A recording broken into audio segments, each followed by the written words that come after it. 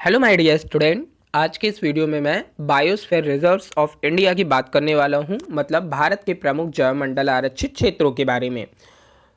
आप जानते हैं जैवमंडल आरक्षित क्षेत्र या बायोस्फीयर रिजर्व्स हम इन सीटू कंजर्वेशंस में बोलते हैं, जहां पर हम किसी भी ऑर्गेनिज्म को, वाइल्ड एनिमल को उसके हैबिटेट में ही प्रोटेक्शन प्रोवाइड करते हैं और इसे हम बायोस्फीयर रिजर्व बोलते हैं।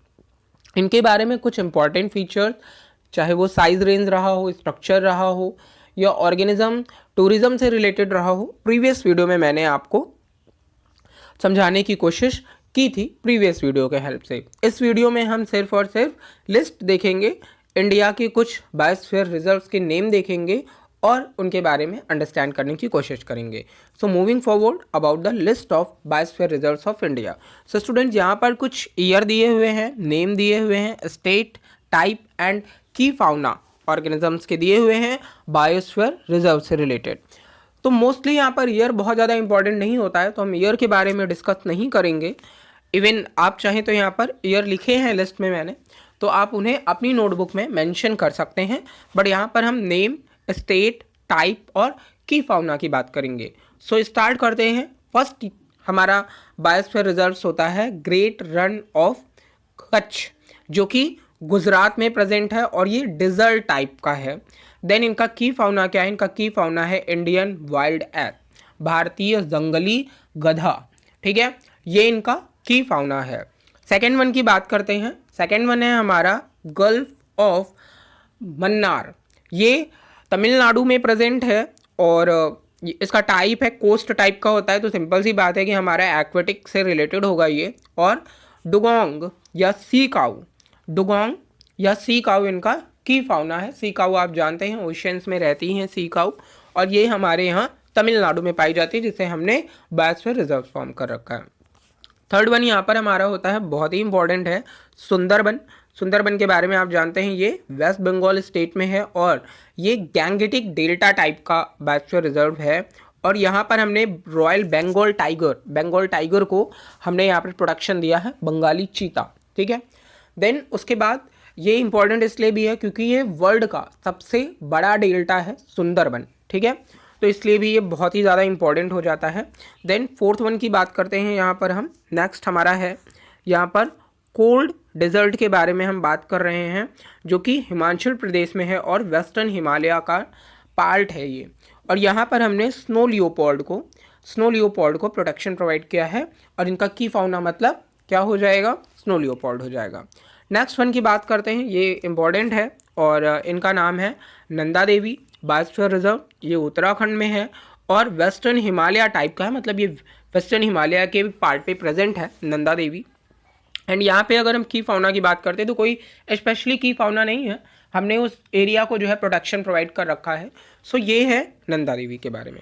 नेक्स्ट यहाँ पर बात करते हैं हम नीलगिरी बायोस्फीयर रिजर्व। तो इसके पहले भी मैंने कई बार इसके बारे में आपसे डिस्कस किया है। नीलगिरी बायोस्फीयर रिजर्व ये इंडिया का सबसे बड़ा बायोस्फीयर रिजर्व है, इसलिए आपको याद रखना है इंडिया का सबसे बड़ा biosphere reserve Nilgiri biosphere reserve है। ठीक है, नीलगिरी हिल्स के बारे में मैंने आपको बताया था। मोस्टली यहाँ पर तमिलनाडु, केरला एंड कर्नाटका 3 स्टेट्स में ये है और बहुत बड़ा है। वेस्टर्न घाट के एरिया को ये वेस्टर्न घाट के टाइप बोल सकते हैं हम है। और यहाँ पर की फाउना क्या है? Nilgiri tahr, then lion tailed macaque, ये इनका मोस्टली की फाउना ऑर्गेनिज्म है। तो नीलगिरी बहुत इंपॉर्टेंट है, भारत का सबसे बड़ा जैवमंडल आरक्षित क्षेत्र हम इसे बोलते हैं, सबसे बड़ा बायोस्फीयर रिजर्व बोलते हैं। नेक्स्ट उसके बाद है देबांग की बात करते हैं हम, जो कि अरुणाचल प्रदेश में प्रेजेंट है और ये ईस्टर्न हिमालय का पार्ट है और यहाँ पर भी कोई भी की फाउना नहीं है। जो भी उस एरिया के ऑर्गेनिज्म हैं उन्हें यहाँ पर कंजर्वेशन दिया गया है। नेक्स्ट वन की बात करते हैं यहाँ पर, और नेक्स्ट वन हमारा है पंचमढ़ी बायोस्फीयर रिजर्व, जो कि मध्य प्रदेश में है और ये सेमी एरिड टाइप का बायोस्फीयर रिजर्व है और यहाँ पर हमने जाइंट स्क्वायरल और फ्लाइंग स्क्वायरल को कंजर्वेशन प्रोवाइड किया है। नेक्स्ट वन की बात करते हैं। नेक्स्ट है हमारा यहाँ पर शेष चमल हिल आंध्र प्रदेश में है और ये ईस्टर्न घाट का पार्ट है और यहाँ पर भी कोई स्पेसिफिक कोई इनका की फाउना नहीं है। नेक्स्ट वन की यहाँ पर बात करते हैं। नेक्स्ट है हमारा सिमलीपाल, और सिमलीपाल जो कि उड़ीसा में है, बहुत फेमस है। डेक्कन पेनिसुला हम इसे बोलते हैं, मतलब डेक्कन प्रायद्वीप का एक टाइप है ये। और यहाँ पर गौर, रॉयल बंगाल टाइगर और उसके साथ ही साथ वाइल्ड एलिफेंट्स को हम यहाँ पर कंजर्व करके रखे हैं। नेक्स्ट उसके बाद देखिए आपको यहाँ पर दो भी ऑर्गेनिज्म दिख सकते हैं। फॉर एग्जांपल मैंने रॉयल बंगाल टाइगर का नाम सुंदरबन में भी लिया और यहाँ पर मैंने उसका नाम सिमलीपाल में भी लिया, तो आप समझ सकते हैं कि एक ऑर्गेनिज्म दूसरी जगह का भी की फाउना हो सकता है। ठीक है। नेक्स्ट उसके बाद हम बात करते हैं जो हमारा नेक्स्ट है, और वो है अचानकमार अमरकंटक, जो कि कहाँ प्रेजेंट है, एमपी में है, मध्य प्रदेश में प्रेजेंट है। और ये है हिल्स टाइप का, एक तरीके से आप बोल रहे हैं ये टाइप है, और यहाँ पर भी कोई पर्टिकुलर ऑर्गेनिज्म नहीं है इनका, मतलब की फाउना कुछ भी नहीं है। नेक्स्ट उसके बाद है मानस, बहुत ज़्यादा इंपॉर्टेंट है। मानस बायोस्फीयर रिजर्व जो कि असम में प्रेजेंट है और ये ईस्टर्न हिमालय का या ईस्ट हिमालय का पार्ट है। और यहाँ पर गोल्डन लंगूर और रेड पांडा हमें कहाँ पर मिल रहे हैं, मानस बायोस्फीयर रिजर्व में मिल रहे हैं, जो कि बहुत इंपॉर्टेंट है। नेक्स्ट वन की बात करते हैं, क्योंकि रेड पांडा एक तरीके से एक्सटिंक्ट स्पीसीज होने वाले हैं, तो इसलिए इन्हें प्रोटेक्ट करना बहुत ज़रूरी है। उसके बाद नेक्स्ट है यहाँ पर कंचनजंगा, जो कि सिक्किम में है और ईस्ट हिमालय का पार्ट है। और यहाँ पर स्नो लियोपार्ड और रेड पांडा को हमने प्रोटेक्शन प्रोवाइड किया। तो मैंने बोला कि रेड पांडा जो है वो एक्सटिंक्ट स्पीसीज की कैटेगरी में है, या फिर इंडेंजर्ड, एक्सटिंक्ट नहीं बोलेंगे, इंडेंजर्ड स्पीसीज की कैटेगरी में आते हैं।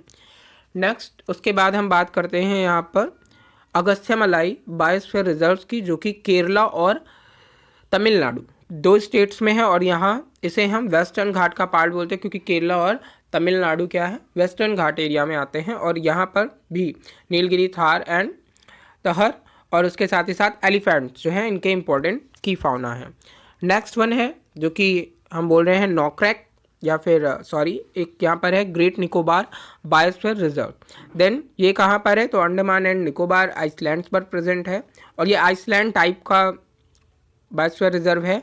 और यहाँ पर हमने साल्ट वाटर क्रोकोडाइल को क्या कर रखा है, इनका की फाउना है, कंजर्व प्रोवाइड किया है। उसके बाद नेक्स्ट वन की बात करते हैं, जो कि मैंने पहले ही बोल दिया था, नॉक्रैक। तो नॉक्रैक कहाँ पर है, ये मेघालय में है और ईस्ट हिमालयन टाइप का एक ये बायोस्फीयर रिजर्व है। और यहाँ पर हमने रेड पांडा को की फाउना है, जिससे कि हम प्रोटेक्शन प्रोवाइड करते हैं। देन उसके बाद नेक्स्ट की बात करते हैं, फिर आता है हमारा डिब्रू सैखोवा नाम है इस बायोस्फीयर रिजर्व का, जो कि असम में प्रेजेंट है और ये ईस्ट हिमालय का पार्ट होता है, जहाँ पर हम गोल्डन लंगूर, इनका की फाउना है, उन्हें कंजर्व करते हैं। देन लास्ट वन है 18 है, जो कि यहाँ पर मैंने 18 डिस्कस करने वाला था मैं। तो यहाँ पर हमारा क्या है, पन्ना हमारा बायोस्फीयर रिजर्व्स है, जो कि मध्य प्रदेश में है। और ये केन रिवर का टाइप है, मतलब केन रिवर है यहाँ पर मेनली। और यहाँ पर हमने टाइगर, चीतल, चिंकारा और उसके साथ ही साथ स्लॉथ डियर, इनके बारे में, इनको ये की फाउना है और इनको यहाँ पर हमने प्रोटेक्शन प्रोवाइड कर रखा है। सो स्टूडेंट, यहाँ पर मोस्टली मैंने आपसे 18 बायोस्फीयर रिजर्व्स की बात की, जो कि इम्पॉर्टेंट हैं तो बहुत, बट हम सब नहीं याद कर सकते और सब हमारे लिए इम्पॉर्टेंट नहीं हो सकते, इसलिए यहाँ पर हमने कुछ बायोस्फीयर रिजर्व की बात की जो कि इम्पॉर्टेंट थे एग्जामिनेशन पॉइंट ऑफ बेसिस पे। होपफुली कुछ लर्न हुआ होगा आपको, कुछ याद हुआ होगा इससे। और thank you for watching this video. Thank you so much.